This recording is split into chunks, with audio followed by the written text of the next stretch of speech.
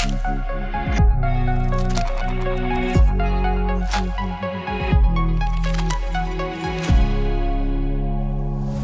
sveicināti NRA LV sarunās. Šoreiz tāds nestudijas atmosfēra. Šeit mēs esam ministra kabineta bibliotekā. Saruna nebūs gara, bet man liekas, ka es uzdevu galvenos jautājumus, ko cilvēki grib dzirdēt, lai ko pastāsta par saviem plāniem vēl līdz vēlēšanām Andris Kulbergs. Es paskatījos vienkārši 4 gadu atpakaļ, kā tu brauc ar invalīdu ratiņiem uz priekšvēlēšanas apvaldes. Tu pats biji ielicis to. Patiesībā cilvēks priekš politikas no nekurienes, no biznesa, bez politiskas pieredzes. Cilvēks bez partijas biedra kartes kabatā. Uz invalīdu ratiņiem. Izskaties pēc tāda pilnīgi aktīvisti, zināmā mērā līdzīga tiem, kuri it kā mēģina sev pa tādiem pasniegt, kas tagad bļauj pa to valsts finansējumu griešanu, jo viņi mēģina tēlot no sevi aktīvisti, bet tur ir cits stāsts. Tas ir atsevišķi. Bet tu tāds iegāji politikā.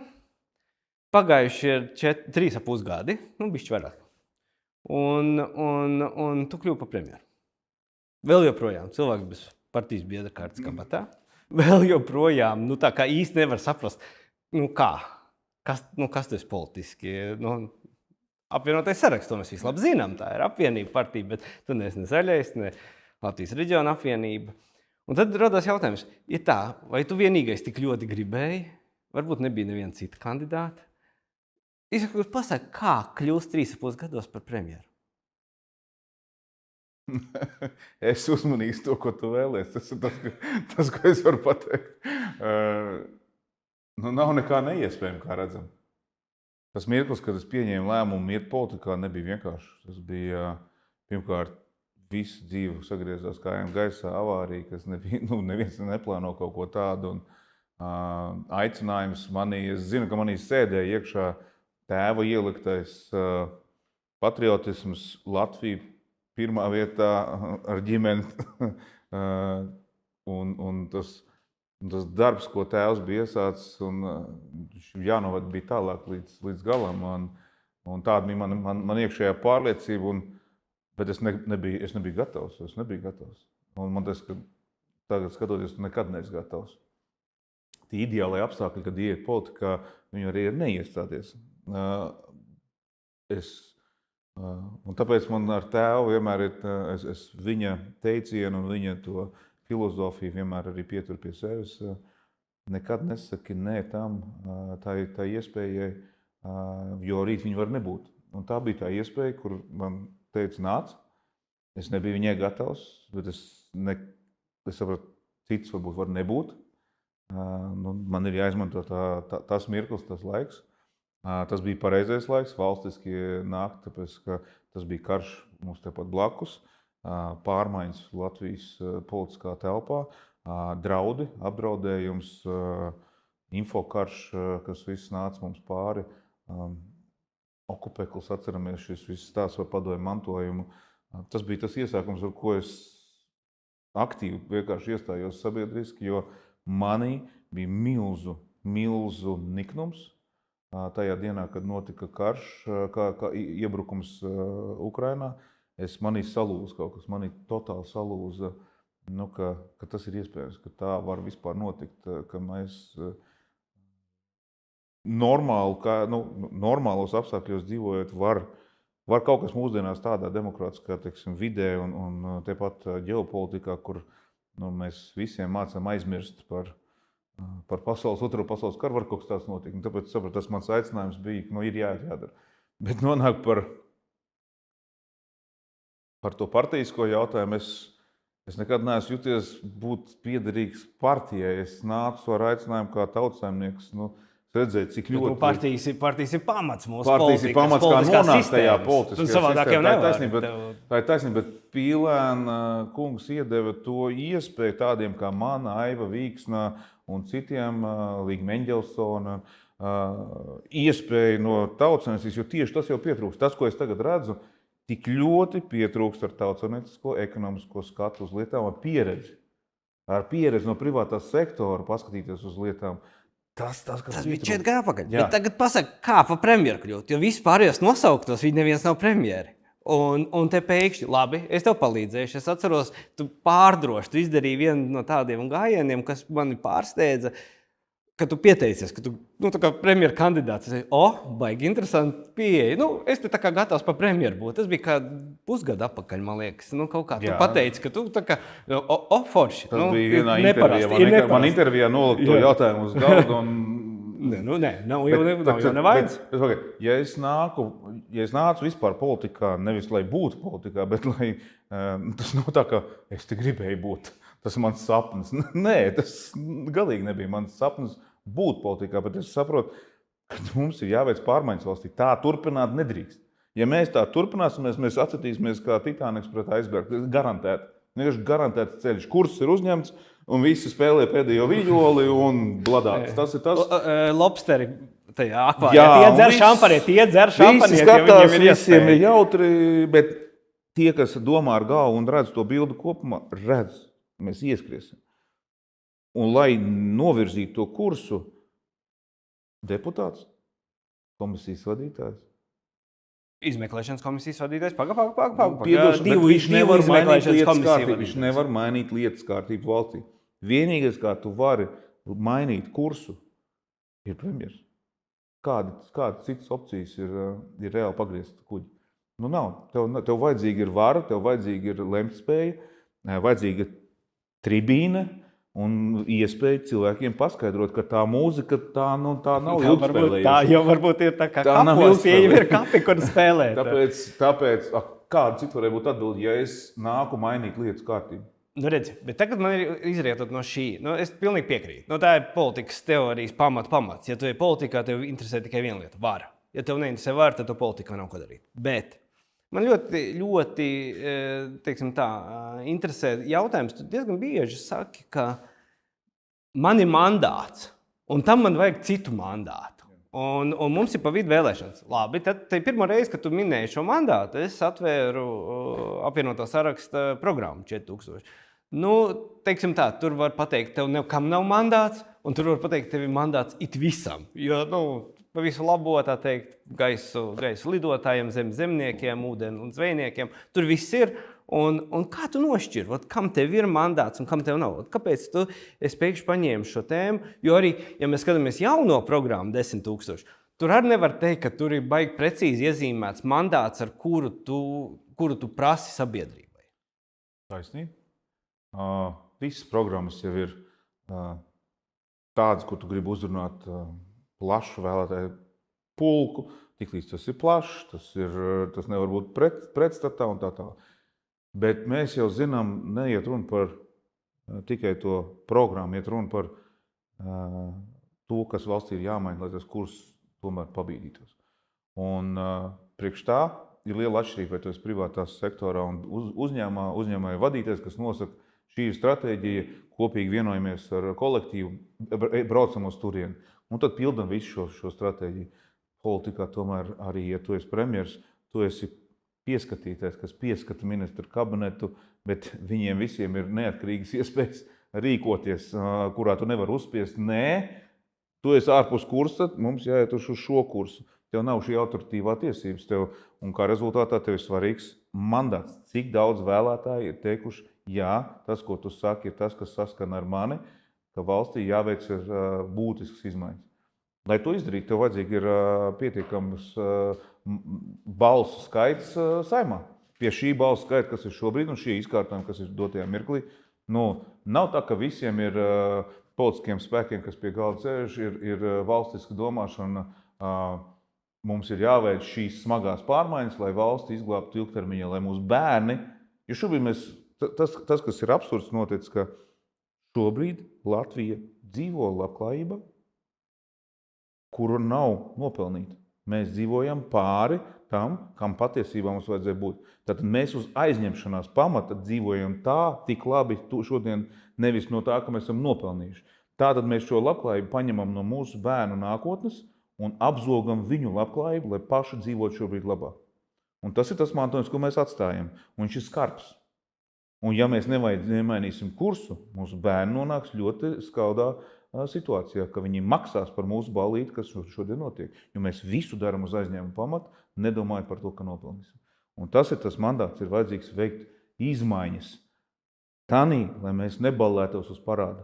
Lai mūsu dzīve šobrīd mēs nopelnītu šo naudu, lai tā dzīvotu kā šobrīd. Tad, ja mēs noformulējam tavu mandātu, ko tu prasa, tad vispār ir 2 mandāti. Viens mandāts ir, ka tev ir programma, par kuru balso, jeb arī otrs mandāts ir blank check, ko iedod Kohlbergam ar balsu apjomu, piemēram, te visādi jau spekulācijas, cik būs nākošie reitingi, trenda analīzes parāda arī tādas lietas, ka man acis paliek kantains.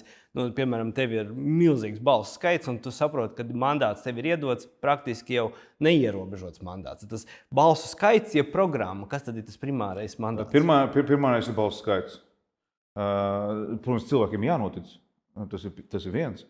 Bet balsu skaits, lai tu varētu īstenot kaut kādas reformas, ir jābūt 25 minimums un vairāk, lai tu tiešām varētu realizēt, ko tu solījis dzīvē.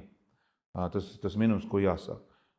Šeit ir nākošais, ka ne tikai šo mandātu, mēs jau šobrīd strādājam pie tā, ka no tā programmas jau ir rīcība plāns tiek veidots.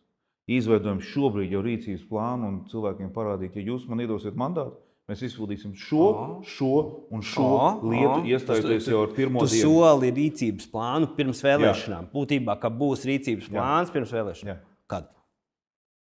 Strādājam pie tā. Wow. Es vienmēr lieku piemēru, es nezinu, cik tu atceries, bija 100 dienu programma Latvijas ceļam pēc 5. Saeimas.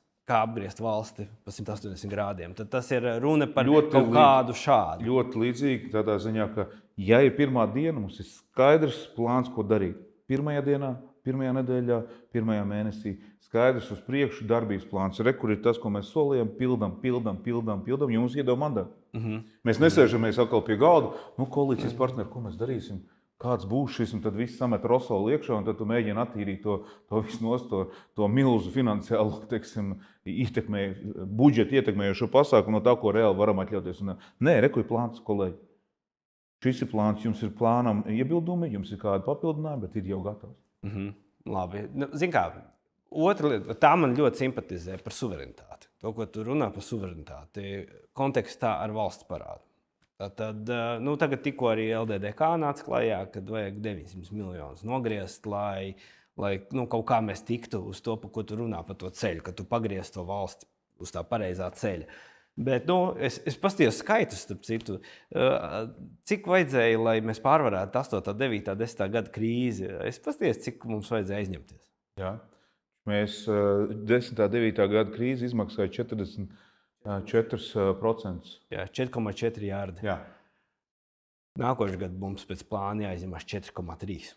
Tas ir vienkārši plāns, mums ir miera laiks, mums nav... Tas krīzes. Tieši tā, 4,3. Lielā krīze bija, tā ir milzu krīze. Tā bija tiešām milzu krīze. Viņi ir pasaules līmeņi. Tās nav tik bieži.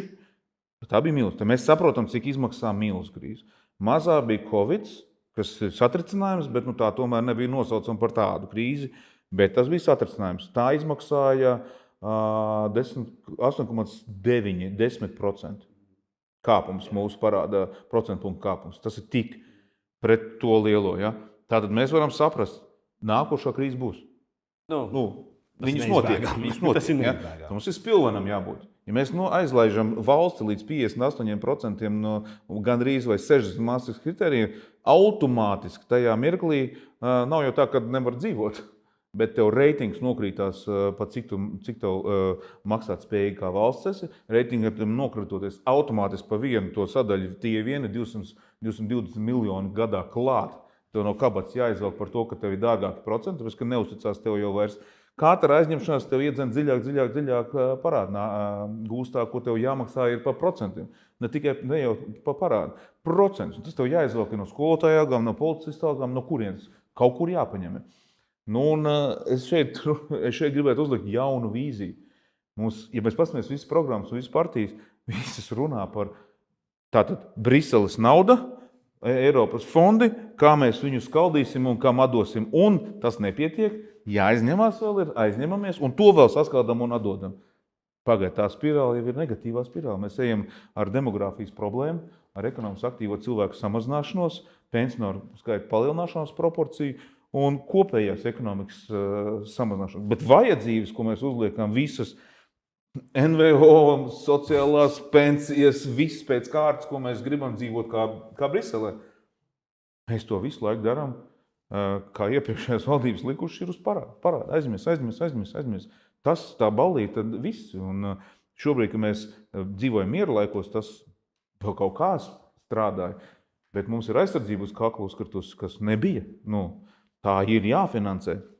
Mums ir projekti, kurā mums redzam arī šos te dzelzceļa tranzīta kravu kritums. Automāts mums ir subsīdijas dzelzceļiem, subsīdijas ostām.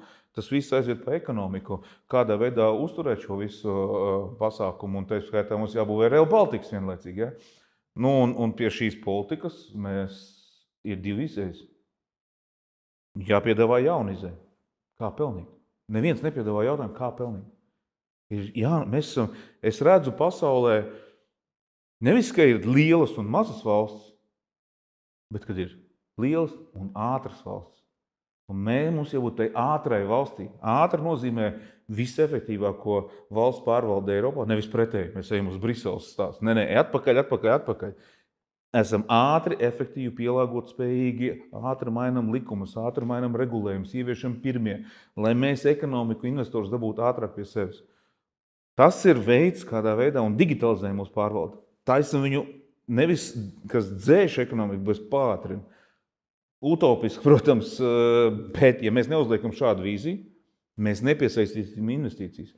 Mums vajag jauno biznesu pie sevis. Biznes šobrīd ir globāls. Ar regulējumu to var panākt, ka viņi reģistrējās pie mums dara šo. Mēs jau šobrīd redzam kripto industriju, fintech industriju, ja rada apstākļus, vai, nezinu, Malta ir labs piemērs, kur viņi arī maza sala, kas ir atrisinājuši šo, ka pie viņiem visi reģistrējās un viņiem nāk nodevs. Ar politiķi savus solījumus var realizēt. To, ko tu populistiski soli, var realizēt ar to, ka tev nāk investori nav. Mums jau diezgan labi tika apkarots. Kapitāla remontā šis process tika tas ir viens no solījumiem, ko es gribu izpildīt. Ko mēs kā valdība varētu izdarīt. Mums ir Moneyval ziņojums, kurš pasaka, mēs esam beidzot tīri, kristāli, viss pasākums ir pagātnē, jūs esat perfekts piemērs, kā jābūt. Labi, liekam lietā, noņemam no šīs te policiskās funkcijas bankām, un palaidžam grožu vaļā, jo netīrība jau vairs nav viss. Un mūsu esošais regulējums ļautu jau atslāgt, nevis kā šobrīd turpinās. Tas ir pirmais stāsts. Ja investīcijas mums nāks iekšā, viņas jau saskarsies ar ko? Bankas kontu nevar atvērt. Ko darīt? Ar to viss apstājās. Tur ir otra lieta, tur ir otra sastāvdaļa, kas ir, protams, vienmēr riskanti, par ko ir runāt priekšvēlēšanu laikā. Tev ir tas kapitāls remonts. Viņš ir radījis daudz darba vietas cilvēkiem, kuriem bija... Tur ir sliktāk. Viņiem bija, tā teikt, jāskrūvē. Un kā jau jebkurš represīvais aparāts, mēs labi zinām, ka represīvie aparāti, viņam ir jārada represijas, vai tu viņu iznīcini, viņa vairāk nav. Vai arī, kamēr tur būs, loģiski, ka viņiem jāražo regulācijas un jāražo viss tas tur ir problēma kāda. Noteikumi. Nevar tie paši cilvēki, kas ieviesa šo skrūvīšu saskrūvēšanu regulāciju, būt tie, kas viņus atlaiž vaļā. Tur ir jānāk iekšā svaigam skatam, kādā veidā mēs varam piesaistīt šeit un radīt lielāku konkurenci. Okay, tas nozīmē, ka tur būs arī pārmaiņas, jo tavs priekšgājēji stāstīja, cīnīsimies ar ierēdni, regulāciju, ar birokrātiju, nesamazinot birokrātu skaitu. Tas bija tāds moto iepriekšējai valdībai. Mums visiem jāapskatās. Valsts izmērs samazināt ekonomiski aktīvie pretī ir arī valsts aparāts. Mums jāsaprot, ka valsts aparātam ir jāiet līdzi.